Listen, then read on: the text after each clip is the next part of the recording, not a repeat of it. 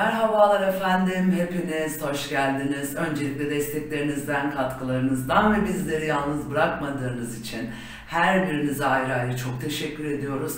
Selamlarımızı gönderiyoruz ve sizleri çok sevdiğimizi belirtmek istiyoruz efendim. Enerjimiz çok yüksek enerjiyle karşınızdayız. Yalnız moralimiz bozuk, zor bir konuyla, problemli bir konuyla karşınızdayız. Üzgünüz aslında. Efendim 8 Mart Dünya Emekçi Kadınlar Günü vesilesiyle biz de bu kadınların yaşadıklarını, bizlerin yaşadıklarını bir kadın olarak ben de bunun içerisinde olan biriyim. Yaşadıkları zorlukları sizlerle paylaşmak istiyoruz ve bunu detaylandıracağız sizler için ayrı ayrı detaylı bir şekilde en ince ayrıntısına kadar çalıştık. Gelin hep birlikte bu konuyu inceleyelim efendim. Efendim, kadınlar konusunda bugün gelinen noktada vahim bir duruma düştük. Annemizi öldürüyoruz. Şöyle bir durum var. Biz bir taraftan Kadınlar Günü'nü kutlarken bir taraftan da gazete manşetlerinde her gün en az 2 kadının ölüm haberiyle sarsılıyoruz. Bu nasıl bir tezattır? Bu önemli bir noktadır bizim için. Şimdi efendim bu konuya çok ciddi manada çalıştım. Yaklaşık 2 yıldır sadece veri inceliyorum. Detaylı bu konuyu ele aldım. Bu konuyu incelerken daha doğru analiz yapabilmem açısından ve daha doğru verileri ortaya koymam açısından İçişleri Bakanlığımızdan da aynı şekilde Kadın Cinayetlerini Durduracağız platformundan da veri istedim. Her iki tarafta verileri bizimle paylaştılar. Yani bu konuda hiç sözümüzü ikiletmediler. Teşekkürlerimizi iletiyoruz efendim bizlerle verileri paylaştıkları için. Evrensel bir sorun olan kadına karşı işlenen suçlar ve şiddet konusunda yaptığım incelemeler neticesinde özellikle de son dönemlerde çok ciddi bir artışın olduğunu gözlemlemekteyim. Burada şöyle bir durum var efendim. Tabii ki de öldürülen bir can, ölen bir can istatistiksel veri değil. Yalnız ortada bir gerçeklik de var ki bunlar gerekli kurumların veri tabanlarında veri olarak tutuluyor. Böyle de bir gerçeklik var. Bu verileri incelediğimizde de özellikle de son dönemlerde çok ciddi bir artışın olduğunu ortaya koyabiliriz. Bu alanda çalışırken de dediğim gibi yaklaşık 2 yıldır sadece veri inceliyorum, insanlarla sohbet ediyorum.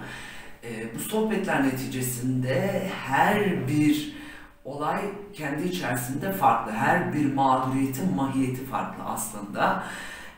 Bilindiği üzere Türkiye'de özellikle kadına karşı işlenen suçlar konusunda 2000 yılından itibaren veri tutulmaya başlandı. Öncesine dair çok bir bilgi yok gibi görünüyor. Dolayısıyla da 2000 yılından itibaren artık resmi olarak ve kamuoyuna yansıyan veriler tutulmaya başlandı. Özellikle 2008 ve 2020 arasındaki 12 yıllık süreci incelediğimizde 3621 kadının cinayete kurban gittiğini görüyoruz.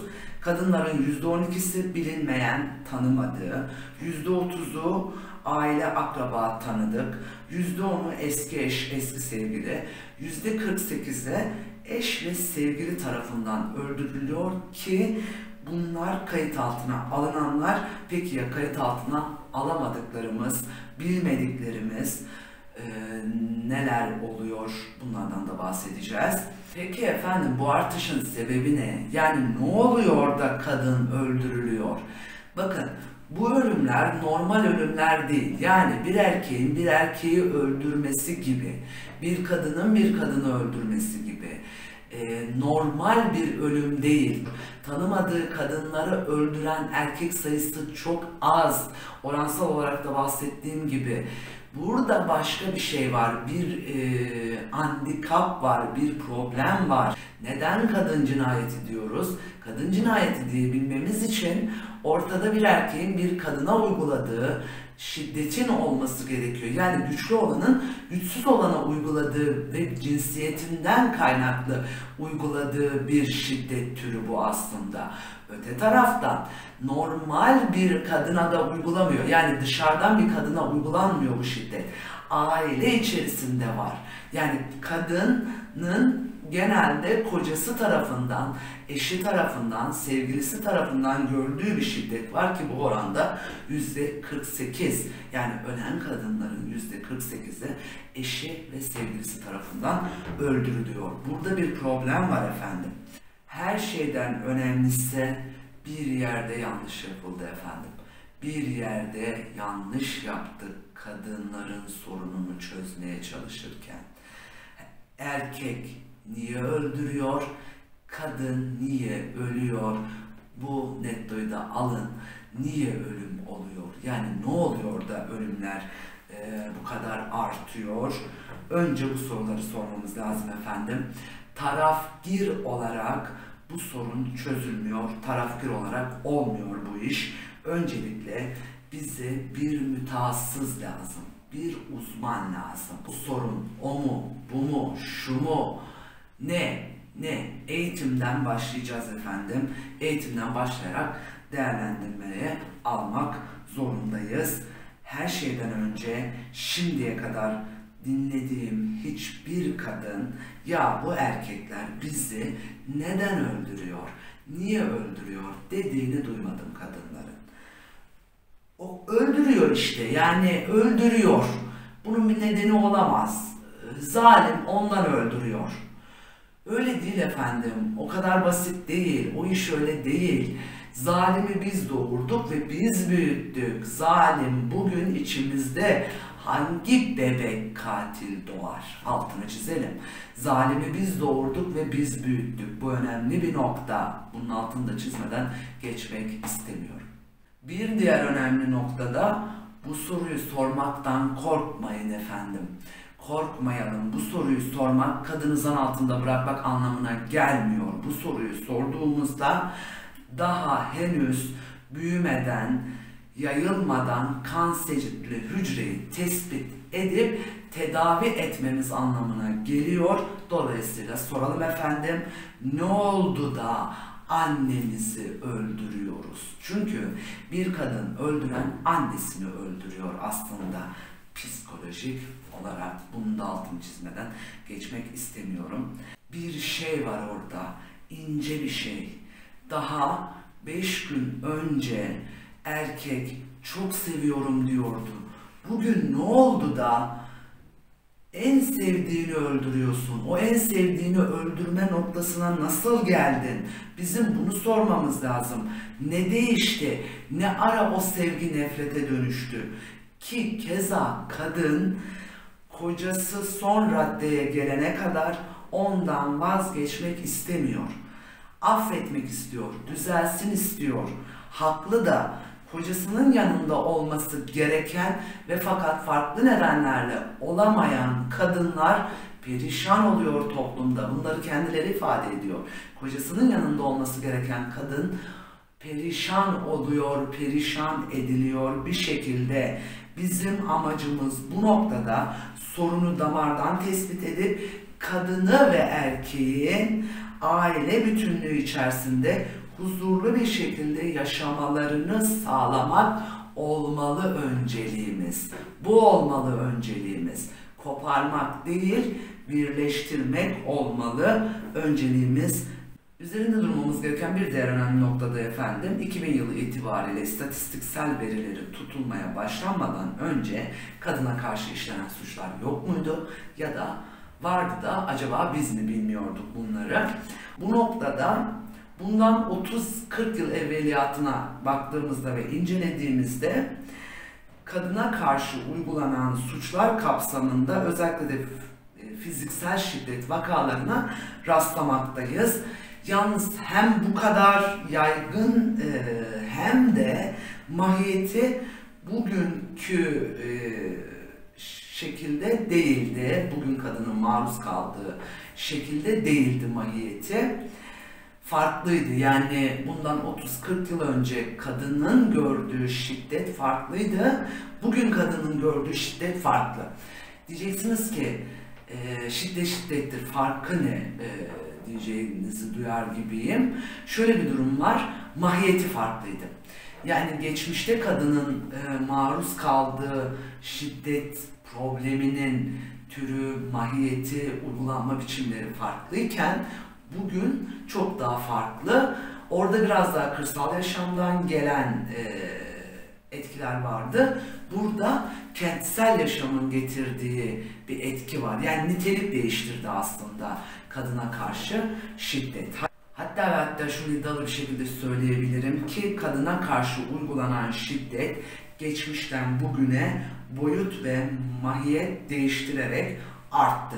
Bundan 30-40 yıl evveliyatına baktığımızda erkeğin kadına bakışı farklıydı. Toplumun kavramlara bakış açısı da farklıydı. İşte namus kavramına bakış açısı da farklıydı. Bugün daha farklı. Geçmişte komşu kızına bakılmaz diye bir algı vardı. Yarın başımıza bir iş gelir, ilk onlar koşacaklar. Oğlum yani komşu kızına bakılmaz diye bir terbiye de vardı aslında. Eksik de olsa, yetersiz de olsa bir eğitim vardı bu noktada. Bugün biraz bunun azaldığı da görülüyor efendim. Şunu rahatlıkla söyleyebilirim ki kadın geçmişte daha değerliydi. Kadın tarihinde özgürlük adı altında hiç bugünkü kadar aşağılanmamıştır efendim. Bunu da detaylandıracağız. Neden bu ifadeyi kullandığımı da açıklayacağım, anlatacağım detaylı şekilde ilerleyen videolarımızda da, çünkü kadını burada bırakmayacağız, detaylandıracağız. Konuyu burada bırakmayacağız, detaylandıracağız. Kadın hayattır. Kadın olmadan hayat durur. Toprak olmadan tohum elinizde kalır. O tohumu yeşertip yeni fidanlara dönüştüremezsiniz. Dolayısıyla kadın topraktır, toprak anadır. Kadın aşktır, aşığa şiir yazdırandır. Bunlar önemli noktalar. Kadın olmazsa bereket olmaz. İşte efendim tam da bu sebeple bu sorunu çözmek adına konunun derinine inmemiz lazım ve bunu derinlemesine değerlendirmemiz lazım.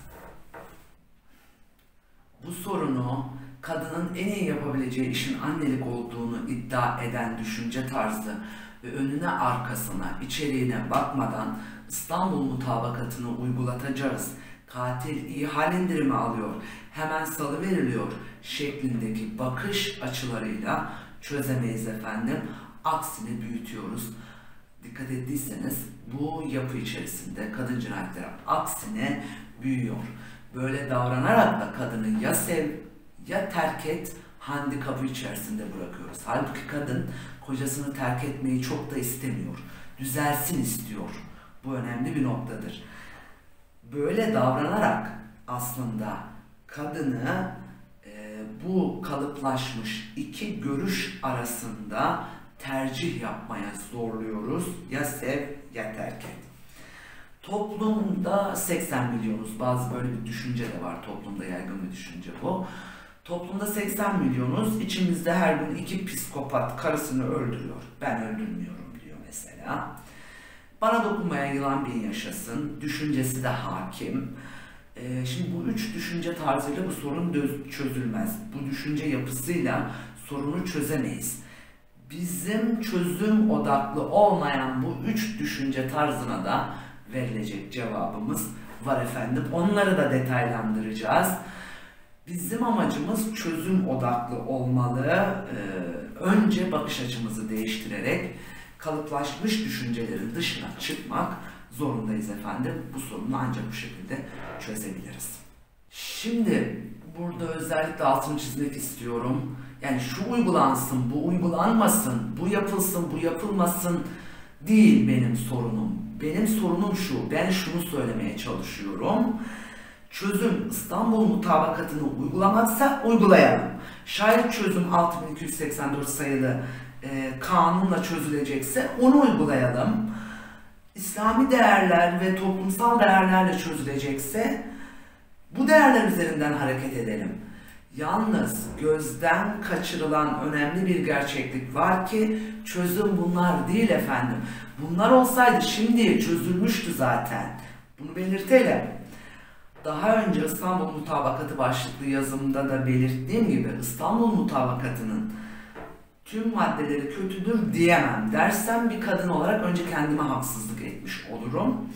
Yalnız diyorum ki ben oturalım, araştıralım, pedagojik sonuçlarına bakalım, bakıldı mı, bakılmadıysa bakalım ve uygulanması gereken maddeleri uygulamaya koyalım, uygulayalım. Uygulanması daha vahim sonuçlar doğuran maddeleri de çıkartalım. Veya, bakın daha önemli bir şey söyleyeceğim. İstanbul Mutabakatı'nı kenara koyalım, daha güzel maddeler oluşturalım. Daha güzel kanun maddeleri, daha doğru kanun maddeleri de oluşturabiliriz. Bunu da yapabiliriz. Biz yeni bir kadınlara yönelik, aile içi şiddete yönelik, aile bütünlüğünü koruyacak kanunlar da yapabiliriz. Bu kapasitede bizde var efendim. Biz ne oluyor da faydadan çok zarar getiren işlerde niçin ısrar ediyoruz? Bir kesim İstanbul Mutabakatı'nı reddediyor. Tamamıyla reddediyor ve cinayetleri, yani kadın cinayetlerinin artışını İstanbul Mutabakatı'na bağlıyor ki bu doğru değil. Yani bu görüş doğru değil.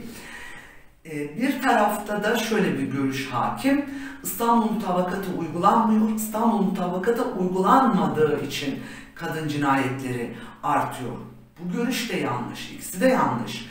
Çünkü İstanbul Mutabakatı uygulamada şu anda 6284 sayılı yasa uygulamada birçok boşanma avukatıyla görüştük bu konuda. Yani boşanmalar içerisinde bu konuyu detaylandırdık. 6284 sayılı kanunun amacı şiddete uğrayan veya şiddete uğrama tehlikesi bulunan kadınların, çocukların, aile bireylerinin ve tek taraflı ısrarlı takip mağduru olan kişilerin korunması ve bu kişilere yönelik şiddetin önlenmesi amacıyla alınacak tedbirleri, ilişkin usul ve esasları düzenlemektedir. Yasa İçişleri Bakanlığı'nın uygulama koyduğu KADES iletişim hattı ile de desteklenerek mesafe alınmaya, yol kat edilmeye çalışılıyor. KADES uygulamasından çok az bahsetmek istiyorum efendim. Uygulama telefona indirilen bir uygulama ve tek tuşla en yakın polis merkezine sinyal gidiyor, mesaj gidiyor ve anında müdahale edebiliyorlar. İçişleri Bakanlığı'nın belirttiğine göre 5 dakika müdahale süresi. 5 ile 10 dakika arasında değişiyor. Evet, doğrudur da, yani bu şekilde kurtarılan da çok kadın olduğunu belirtiyorlar. Doğrudur da, yani bizim bu konuda bakanlığımıza güvenimiz sonsuz.